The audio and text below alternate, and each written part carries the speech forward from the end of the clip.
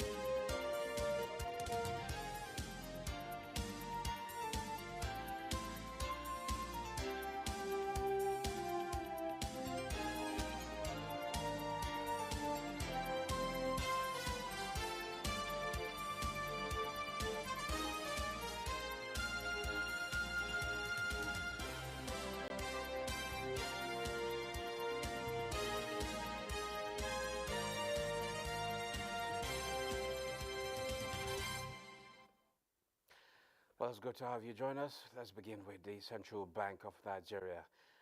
The Apex Bank says Nigerian banking industry remains resilient, has key financial soundness indicators were within the regulatory thresholds.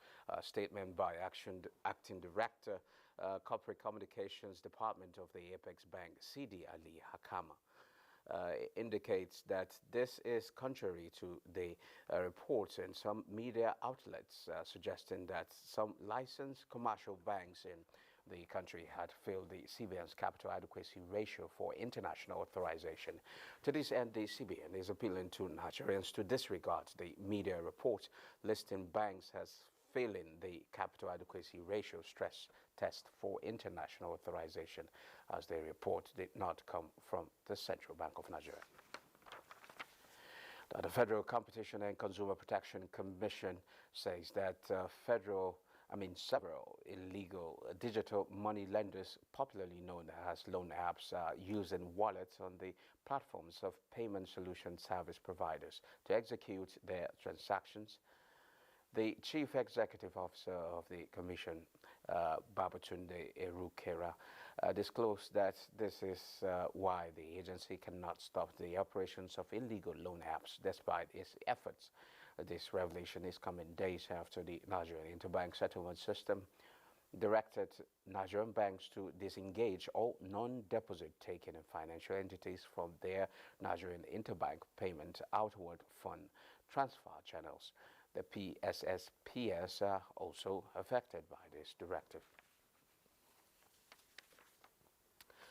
Now, the development, the Federal Ministry of Finance has taken steps to improve governance efficiency and reduce cost by embracing digitalization.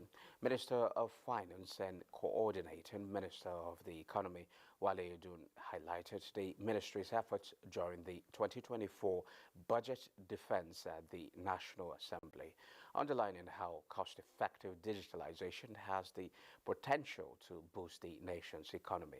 According to Edun, digitalization is a crucial tool in safeguarding against misuse and intrusion within the public service system. He further reiterated the importance of reviewing fiscal policies and implementing tax reforms to generate revenue and attract domestic and foreign investments, fostering job and wealth creation. The minister provided an update on the 2023 supplementary budget, which will run in tandem with the 2024 Appropriation Act, and emphasized the importance of saving tax incentives and revenue growth for the economy. And out energy oil prices tick up on Tuesday as investors played cautious ahead of key interest rate decisions and inflation data releases. But concerns over supply surplus and slower demand growth kept a lead on gains. Brent crude futures for February were up 26 cents or 0.3% to $76.29 a barrel, while U.S. West Texas Intermediate crude futures for January delivery gained 26 cents or 0.4% at $71.58 a barrel. We'll now see how other commodities are trading around the globe.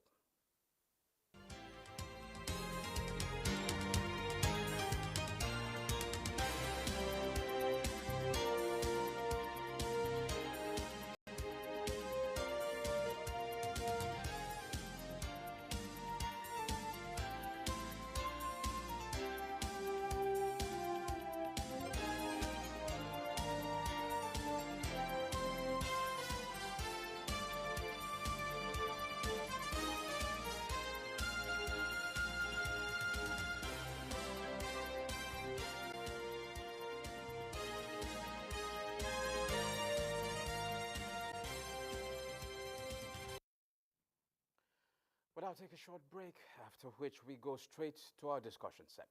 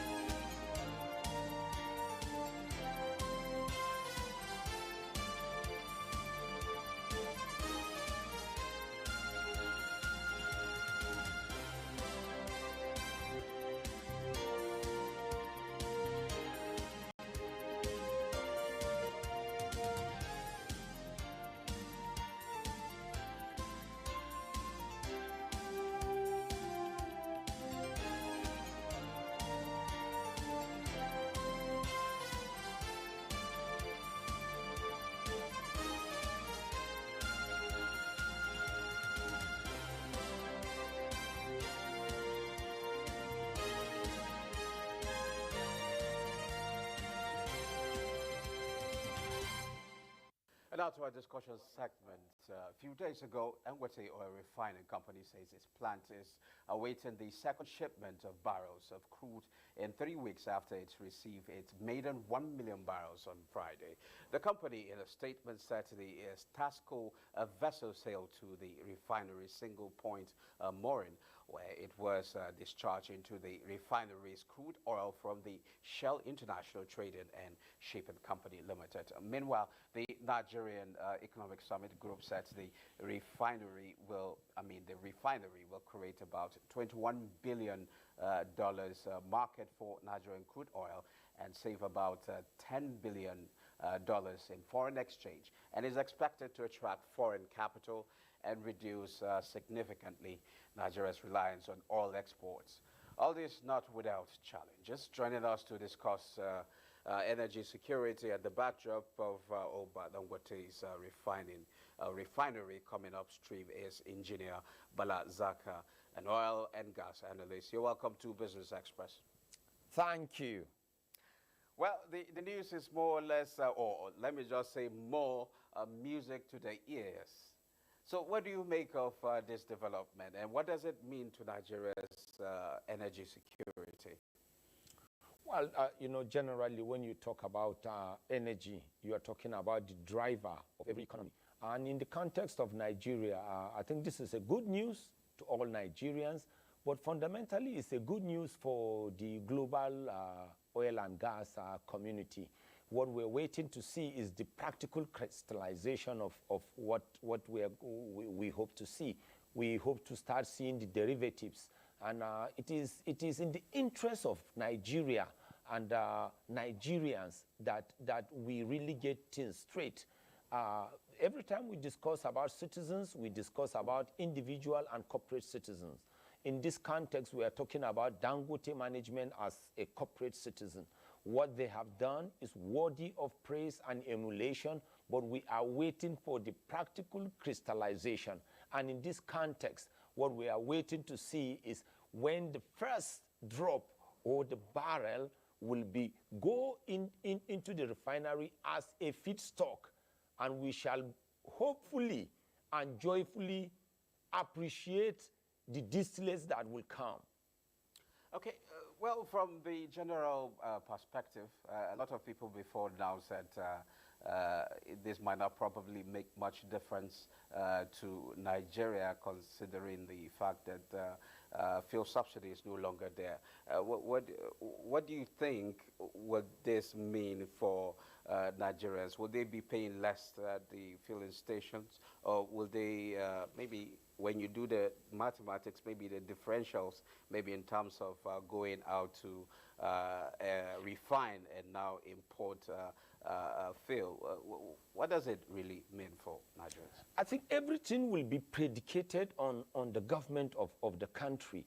I'm saying this because in everything you are doing, you have assumptions at the beginning.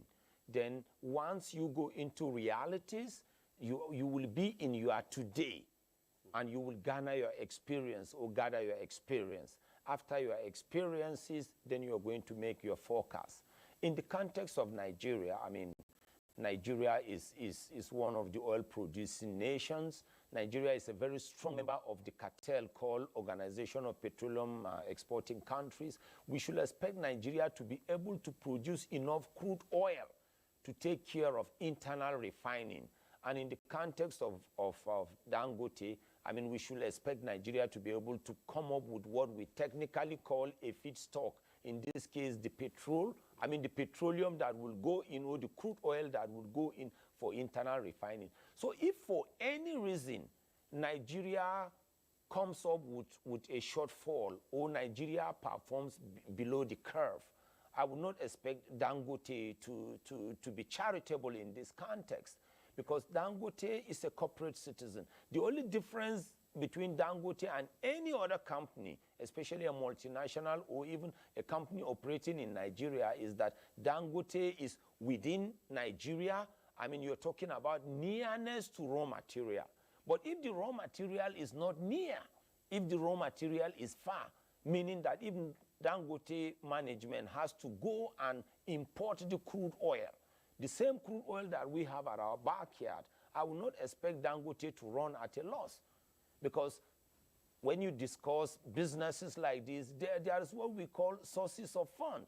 It's possible they got their funds through loans, and if they got their funds through loans, they need to pay cost of loans. They need to also pay the capital.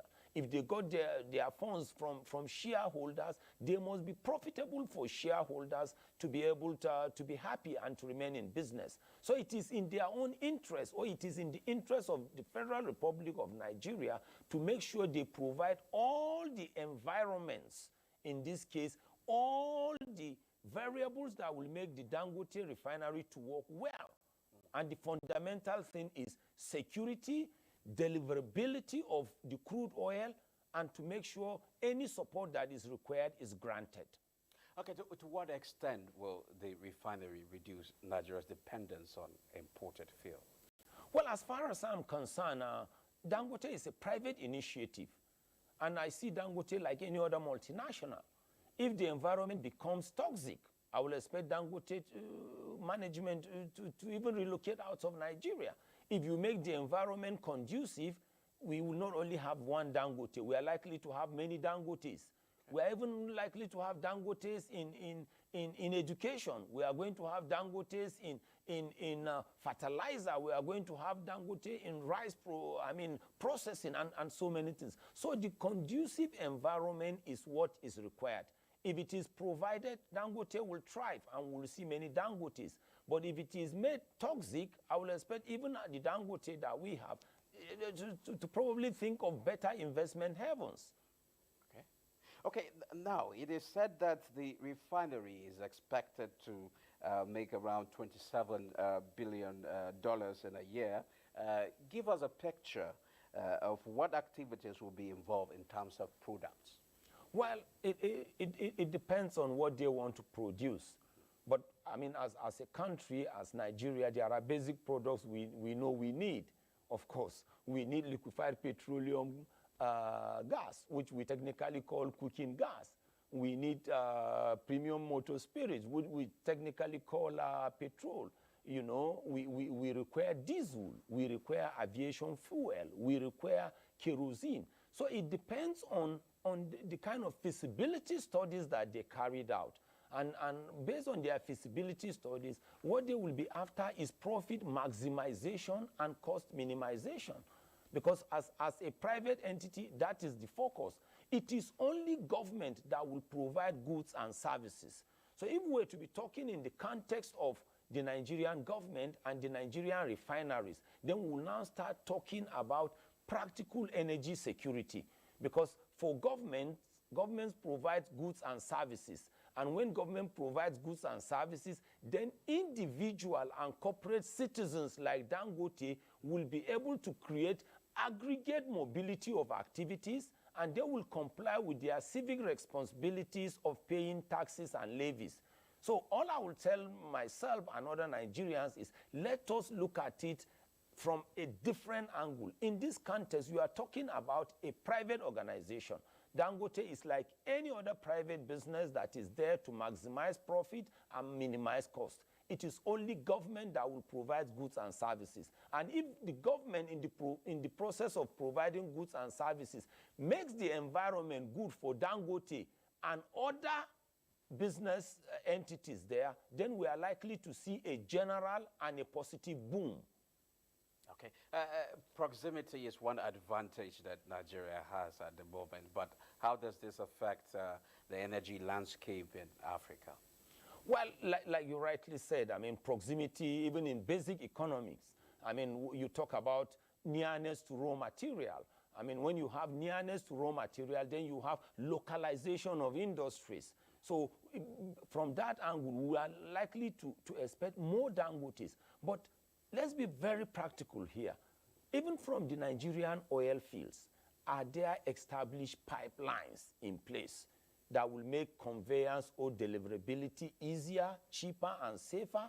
That's a fundamental question to address. Definitely, I would not expect refineries like Dangote and other upcoming refineries to rely on tankers, because our roads are already messed up. That's where the government comes in now. Exactly. So we are likely, you know, when you talk about modes of transport, you talk about pipeline, you talk about air, you talk about rail, you talk about road, and you talk about water. I was made to understand that that the crude oil that just came through vessels. That means they use the waterways. So if the means of conveyance will be made easier, will be made cheaper and safer, we are likely to benefit from the Dangote refinery fundamentally as a private initiative. But the focus of the company will be to maximize profit. Okay, Nigeria's representative at the COP28 affirmed that the country's reliance on fossil fuels for economic growth, resisting calls for phase out. What does that do to our environmental sustainability goals? Well, I'm a realist. I'm a realist. We need to ask ourselves practical questions. Will there still be roads? And if there will be roads, how do you intend to take care of the roads? By the time you put your laterite, you put your stones, you will need to compact that and hold that. And that means you will require bitumen. How do you get bitumen without refining? If you say you are going to drive cars and drive on roads, are you not going to use tires? How do you produce tires? I just want us to be very practical. When you are talking about plastics, how do you get your plastics? Plastics are products of crude oil refining. When you talk about petrochemicals that you're supposed to use to boost economies everywhere globally, how do you get petrochemicals without resorting to the oil and gas industry? So let us be real in this context. There are certain things that are coming up. I believe in the philosophy of going green, but also let's be real. There are countries that are still using coal. And when you look at the toxicity of coal, you can compare it to crude oil. And you're talking about a country like Nigeria that has so much deposit of bitumen. Technically, to me, bitumen is what we call heavy oil. And there are countries that are doing very well and they have heavy oil that are more expensive to even go in there and get. So in the context of Nigeria, we have so many to appreciate. Our crude oil is amongst the best in the world. We have gas and we have what we even call condensates. Condensates are special gases that by the time you hold the pressure constant and you allow temperature to come down, it condenses and becomes crude oil. You can't wish all this away. But like we practically said, will there still be tires? Will there be resins? Will there be plastics? Will there be road constructions? How do you get the materials that you are going to carry out these activities without resorting to the byproducts of crude oil? I'm afraid we're out of time, Mr. Zaka, but this is an ongoing conversation and it will continue. Well, thank you very much, Engineer Balazaka, oil and gas analyst. Thank you for sharing your thought with us. Thank you. Heads of agencies in the Ministry of Industry, Trade and Investment have been directed to align their mandates with the 8-point agenda of the federal government across economic growth, food security, access to capital, poverty alleviation, as well as inclusivity and job creation. Minister of Industry, Trade and Investment, Doris Anita, gave the directive while inaugurating newly appointed chief executive officers in the Ministry of Industry, Trade and Investment in Abuja. While reiterating government's stance on corruption, the minister directed the CEOs to align their strategies with that of the ministry with a commitment to monitor and assess their activities to ensure optimal performance across the agencies, as their appointment is critical to the renewed hope agenda. You are expected to discharge your responsibilities in accordance with the rules and regulations of the Public Service Rules, financial regulations, and other extant regulations governing the public service. This administration has zero tolerance for any form of corruption. Government will frown at and punish corrupt practices perpetrated by any management team or any of your staff, including yourself. The Executive Director, Nigerian Export Promotion Council, NAPC, Noye Ayeni, on behalf of other heads of agencies, affirmed their resolve to deliver on their mandate in line with government's stance on economic growth and recovery. Strategic engagement will help in promoting the ease of doing business and further complement the effort of the ministry and other relevant stakeholders in providing seamless trade facilitation for the exporting community that are pro-growth and that will align with the objectives of the renewed hope agenda of His Excellency, Mr. President. Comfort Abadu reports that President Bola Tinubu in October 2023 approved the appointment of the chief executive officers of agencies and parastatals in the Ministry of Industry, Trade and Investment to champion his resolve to center Nigeria's economic revival on the foundation of trade expansion through small, medium and large-scale industry facilitation in the country. The experts have called on managers of the nation's resources and employees to adopt the ongoing digital transformation of society and skill set for sustained economic growth. This was as they agree that increased productivity can be achieved through proper monitoring and evaluation of available resources for economic and social development. We have talked about, new energy sources. How will that affect us? We're just trying to see how we can come up with things that can help us reduce the challenges that we are currently facing. Most of the decisions you take here locally depend on changes in the global world. To be able to take a decision locally that will fit it into global changes.